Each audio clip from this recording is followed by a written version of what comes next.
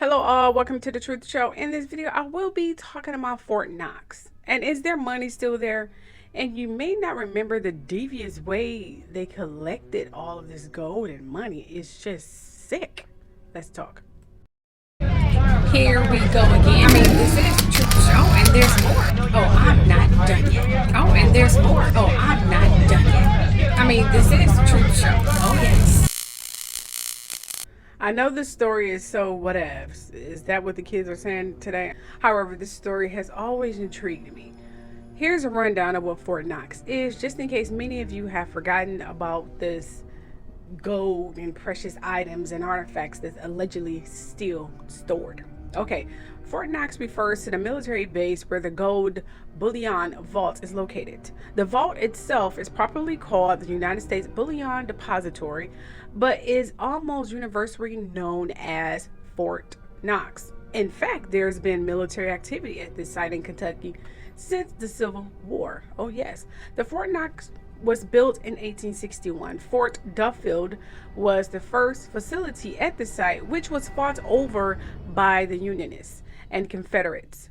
Perched atop Madroth, the site had strategic significance as it lay at the junction of the Ohio and Salt Rivers and on the road between Louisville and Nashville. You see, after the Civil War came to an end in 1865, not a lot happened at the site. Then in 1903, the U.S. Army and the National Guard started to use the area for exercises. Subsequently, in 1918, the military leased a parcel of land extending for 20,000 acres. This land named Camp Knox after Henry Knox.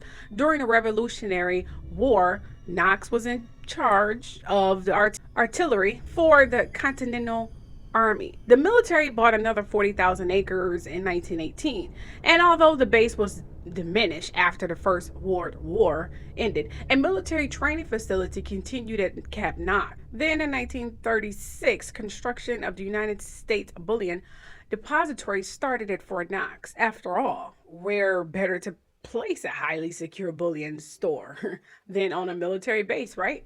The need for the vault came from something called Executive Order 6102, a diktat issued by President Franklin D. Roosevelt in 1933. You see, the gist of the Executive Order of 6102 was that it prohibited hoarding of gold coin, gold bullion, and gold certificates within the continental United States. The ostensible reason behind the order was the claim that citizens storing up caches of gold was damaging the U.S. economy. Oh yes, this is what they're saying, and making the Great Depression of the 1930s even more severe than it already was. This is what they were saying. But this was just a ploy to gather as much gold as possible using, the product of guilt, and it worked.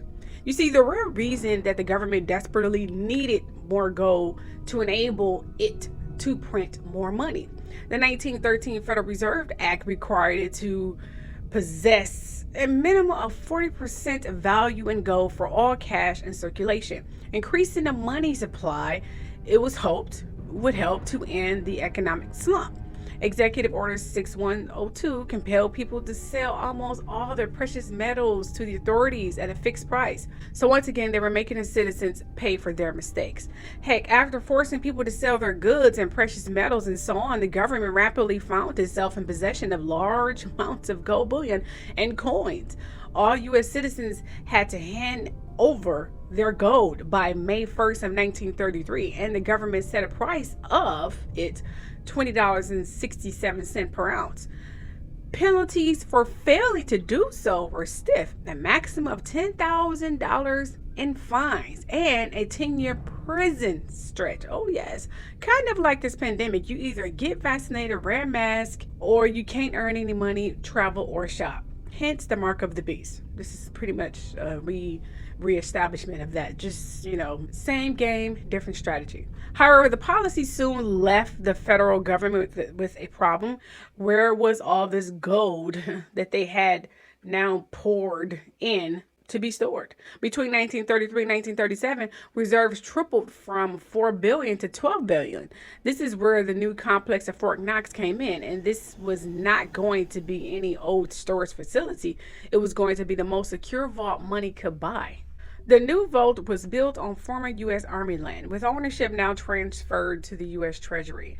Work was completed by the end of 1936 at a cost of $560,000.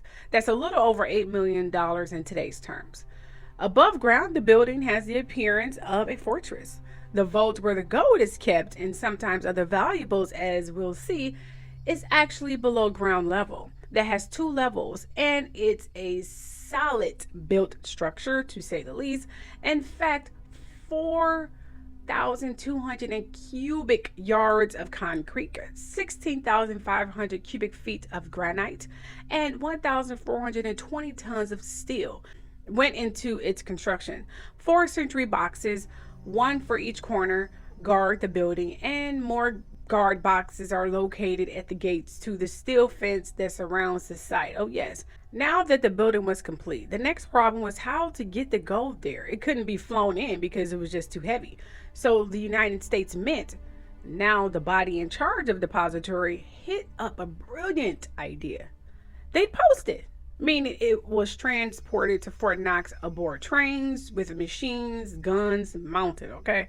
It was then loaded onto trucks, escorted by a brigade of U.S. cavalry for the last parts of its journey. Nobody was taking any chances with that much loot, okay? Well, as of 2018, it was supposed to be around 9,882 tons of the precious yellow metal in the depository. In cash terms, that's worth something over 310 billion. But if you think that the Fort Knox depository is reserved exclusively for gold, think again. Well, during the Second World War, the Fort Knox was temporarily home to various key historic documents, including the Bill of Rights, the original Declaration of Independence, not the copy version that's on display, and a Gettysburg Address. The documents were returned to their Washington, D.C. home in 1944 as the threat of invasion of U.S. territory needed. Oh, I'm not done yet. The Fort Knox also has a massive stash of opium and morphine, which remained there until at least 1993. It was put there in 1955 during the Cold War in case nuclear Armageddon, should cut off supplies of these essential drugs. One reporter suggests that there was enough of the drugs to keep every man, woman, and child in the U.S. medically treated for a year. Well, then again, thanks to this depopulation propaganda pandemic, they may again. You see, in 1974, yes, 1974, decades ago, a Washington lawyer called Peter Better. Hold up, that can't be right. Peter Better. Okay. I wonder if anyone questioned his name at that moment. Peter Better. I'm sorry. Anyway, he speculated that a mysterious elite had spirited away all of the gold. The story gained so much coverage that for the first time and last time, our journalists were allowed into the vault to see for themselves that the gold was still there, which was then, take a look.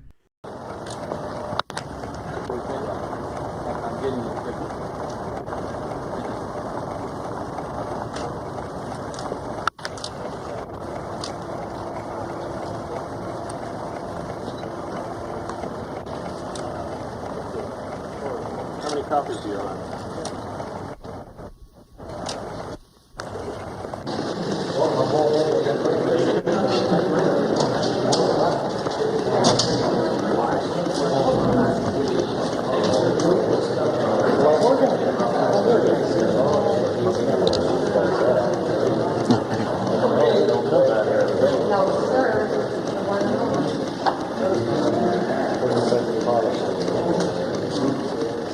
That was 30 years.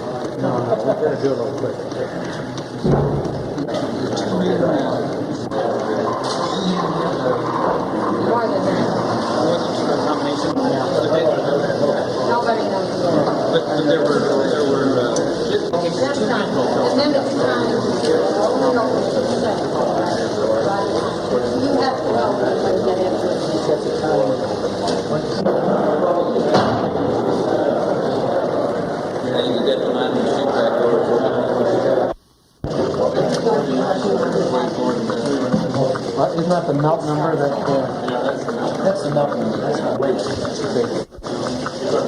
But if that comes up, we were under the impression in the trade that a gold bar is 400 troy ounces.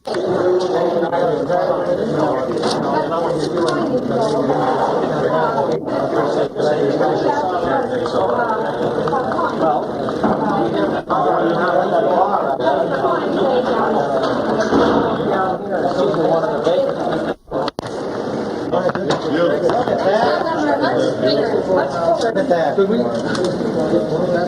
Yeah, we're going to go and take one out. Can you pan around it?